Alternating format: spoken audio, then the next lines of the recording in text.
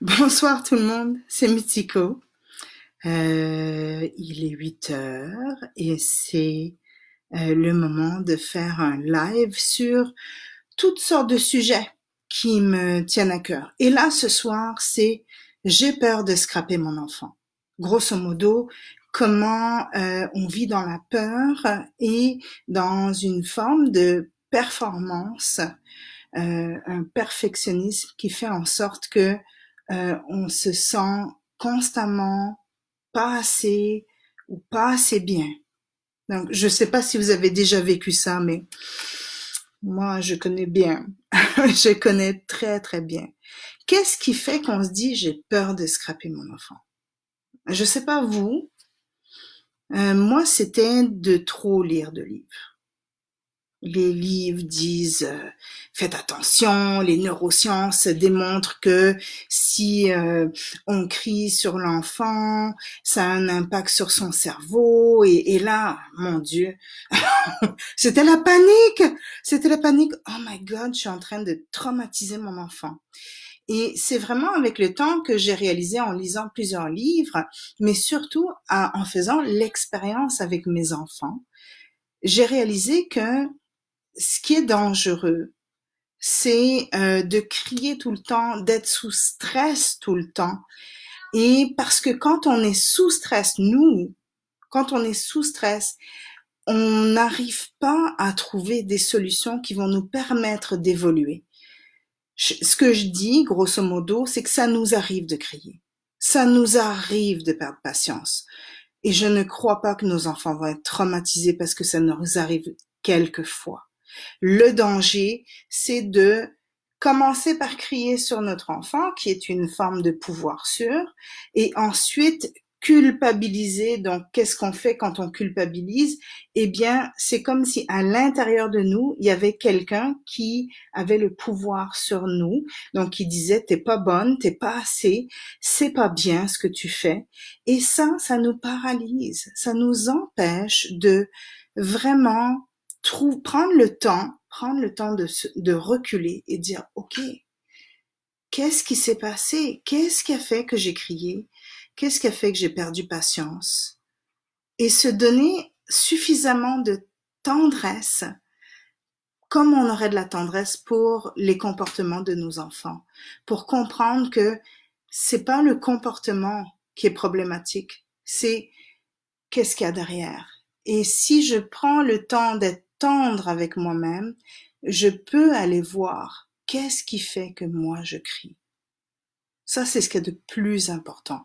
Donc, je voulais vous lire un petit passage de mon livre qu'on voit probablement à l'envers, Découvrir la parentalité positive pour être parent du cœur. Donc, au Québec, vous pouvez présentement, à cause du Covid, vous pouvez uniquement le trouver sur amazon.ca. Donc, je vais vous lire le passage vraiment qui s'appelle J'ai peur de scraper mon enfant si je crie ou si je m'énerve. Donc, grosso modo, ce que je dis, c'est que il y a beaucoup de livres qui sont sortis qui montrent des recherches, justement les recherches, par exemple, dans le livre J'ai un blanc de mémoire, Seigneur. Ah, je l'ai juste à côté ici. Mais tu sais, il y a plein de recherches qui montrent que si tu cries, c'est ça, ça a vraiment un impact. Et là, on s'imagine le pire. On dit la minute où je vais crier, ça y est, mon enfant est foutu, son cerveau est bousillé. Et ce qui se passe, c'est que on se met à culpabiliser.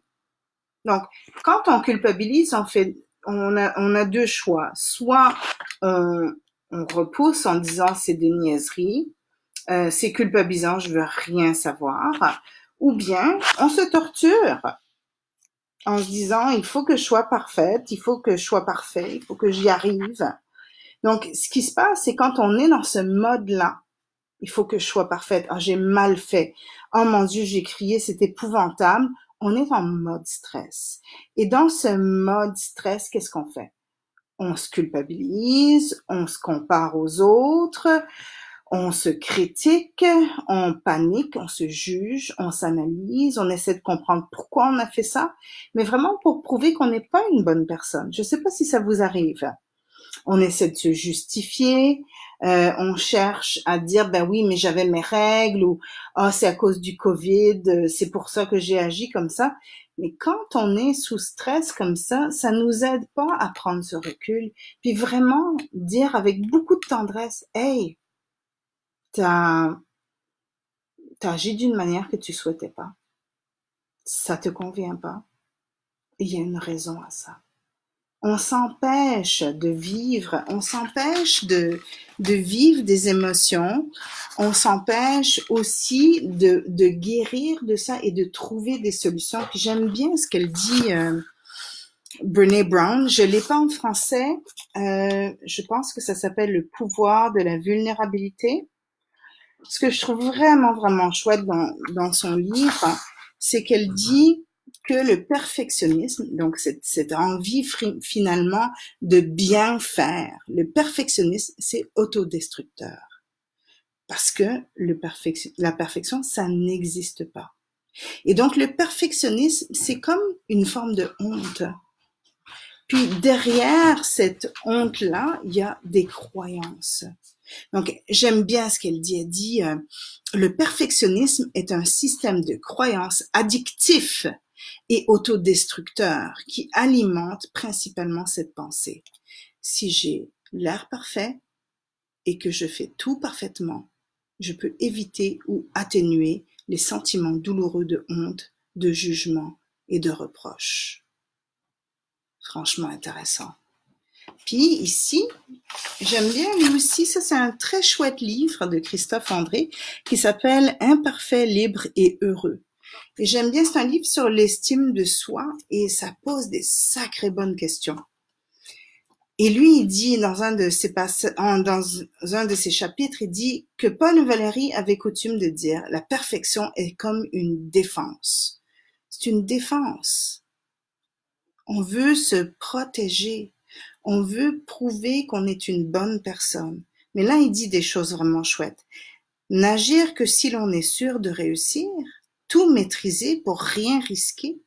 La solution peut être adaptée à un certain nombre de situations ponctuelles où il faut effectivement atteindre l'excellence. Mais le recours à la perfection est l'objet d'un usage abusif de la part des sujets à l'estime de soi vulnérable. Le perfectionnisme peut être adaptatif s'il est limité à l'atteinte d'objectifs précis à des moments précis. Il devient contre-productif s'il est une façon de se rassurer par rapport à la peur de l'échec ou de l'imperfection. La fréquence de ce type de perfectionnisme névrotique est très élevée chez les sujets ayant des problèmes d'estime de soi. On a tous des problèmes d'estime de soi. Le recours à ce perfectionnisme et à l'hyper-contrôle est une relative impasse et en tout cas offre un mauvais compromis confort-performance. Donc au fond, j'aime bien, puis il dit une autre chose ici que je trouve vraiment, vraiment chouette aussi. La pression continuelle de ce perfectionnisme, donc la pression continuelle pour que les choses soient parfaites est l'expression de croyances inadaptées. Donc, un peu comme ce que disait Brené Brown, il y a des croyances derrière ça. Si vous lisez mon livre, je parle beaucoup des croyances. Si je fais pas comme cela, ça ira mal. Intéressant. Chacun a sa perception de qu'est-ce qui motive les gens à aller vers le perfectionnisme. Ceci dit, je pense que ce qu'il y a à se dire, c'est on a tous peur parce qu'on aime nos enfants. On souhaite qu'ils soient heureux. Et c'est souvent ça qui nous motive au départ, à chercher à lire sur la bienveillance, à chercher à comprendre comment on peut faire autrement. C'est l'amour qui nous guide. Et moi, ce que j'aimerais pour nous tous, c'est dépasser ce que les recherches disent et se demander qu'est-ce qui me motive. Ce qui me motive, c'est d'être tendre avec mon enfant, c'est d'être authentique avec mon enfant, c'est d'être bienveillant avec mon enfant. Mais ce qu'il y a à retenir, c'est que la parentalité positive, ça commence par soi. Si je veux être bienveillant ou bienveillante avec mon enfant, c'est en modélisant la bienveillance envers moi-même. Alors c'est très intéressant, il y a beaucoup de parents qui, voilà, ils ont peur de scraper leur enfant, ils ont peur de crier, ils ont peur d'utiliser un langage qui est dans de la pédagogie noire ou qui est autocratique, mais ils l'utilisent pour eux dans leur tête.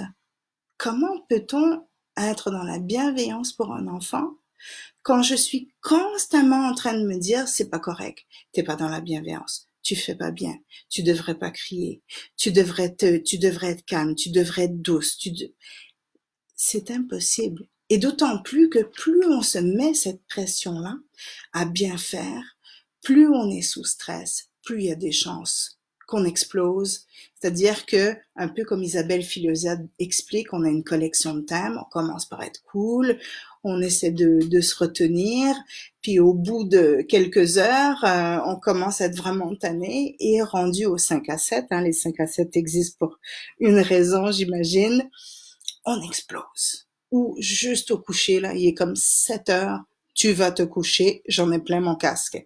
Et on explose. C'est ça une collection de thèmes. C'est qu'on se retient, on accumule, on accumule, on accumule. Et on n'est pas dans l'authenticité et on n'est pas dans la tendresse envers soi. Donc je vais revenir à mon livre parce que j'offre dans mon livre plein de pauses réflexions. Et l'une d'elles, c'est de comprendre que la parentalité positive, c'est commencer par se dire, je fais des erreurs et ces erreurs sont riches parce que c'est grâce à ces erreurs que j'apprends qu'est-ce qui est important pour moi. Est-ce que ça veut dire qu'on peut crier sur nos enfants tous les jours, hurler, se lâcher vraiment dans nos débordements? Non. C'est de se dire, OK, il y a quelque chose qui fait que je ne suis pas bien. Et ça s'exprime par un comportement. Et ce comportement, j'aimerais qu'on fasse autrement. Donc j'ai besoin d'aller à la source et de me dire, je pense que là, ces cris, cette impatience parle de quelque chose, un besoin que j'ai, qui n'est pas comblé. Et donc c'est prendre ce temps de recul. Là, j'ai pas mal de livres sur ma table, mais je me disais, un livre que j'aime beaucoup si vous aimez la méditation, c'est l'acceptation radicale de Tara Brach. Et dans son livre, elle offre des petits exercices pour apprendre à s'aimer, pour apprendre à être tendre avec soi. Et un de ces exercices, il est tout simple. Alors, je vous le propose, ça s'appelle la pause sacrée. Alors, la pause sacrée, c'est quelque chose, je pense que j'en ai déjà parlé, c'est grosso modo, dans la journée, plusieurs fois dans la journée, juste s'arrêter, se déposer, prendre le temps de respirer et juste voir qu'est-ce qui est là. Est-ce que j'ai une pression dans la poitrine? Est-ce que j'ai des fourmillements dans les mains? Est-ce que je sens une chaleur à l'intérieur de moi? Et c'est juste être à l'écoute de notre monde intérieur, parce que notre monde intérieur, notre corporalité, c'est à travers ça que nos émotions sont vécues. Et ça nous permet d'être dans le moment présent. Ça nous permet de prendre la mesure, la température intérieure et être de plus en plus à l'écoute de soi. Est-ce que c'est mal d'être à l'écoute de soi? Ben c'est sûr que si vous êtes constamment dans votre je et non dans le nous, oui, il y a un problème. Si je suis dans là vraiment, moi j'ai besoin de ci, moi j'ai besoin de ça, on a un petit souci si vous vivez pas avec, si vous vivez pas seul. Je pense que c'est vraiment d'être à l'écoute de soi pour pouvoir l'exprimer. Et si vous écoutez tous mes Facebook Live, vous allez commencer à comprendre. On exprime nos besoins, on fait des requêtes, des demandes qui sont ouvertes, hein. Les gens ont le droit de dire non. Et après, c'est de voir qu'est-ce que cette personne a besoin et créer un espace de pouvoir avec, où mes besoins sont tout aussi importants que les tiens.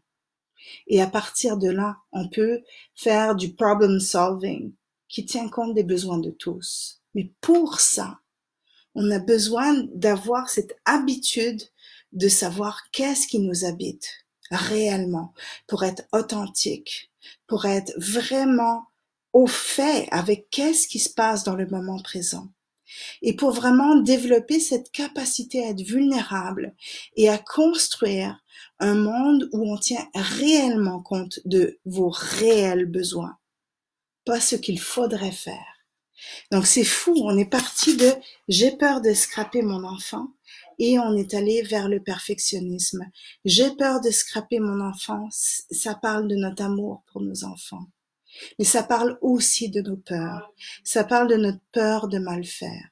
Et cette peur de mal faire peut devenir du perfectionnisme. Par peur de mal faire, je vais devenir le bon élève, qui va tout bien faire, qui va tout lire, qui va tout regarder tous les blogs, qui va écouter tous les Facebook Live. Et moi, ce que j'ai envie de vous dire, c'est plus vous développez cette capacité à vous écouter, plus vous allez développer votre intuition. Et nous avons besoin, en tant que parents, d'être à l'écoute de ce qui résonne pour nous, pour pouvoir comprendre ce qui résonne pour nos enfants. Nous avons tout ce dont nous avons besoin à l'intérieur. Il suffit d'apprendre à écouter. Pas juste écouter nos enfants, commencer par s'écouter et écouter non pas les désirs de nos enfants, mais leurs besoins réels. Alors je vous souhaite une belle soirée. J'espère que ça a été instructif pour vous et on se retrouve la semaine prochaine. Au revoir.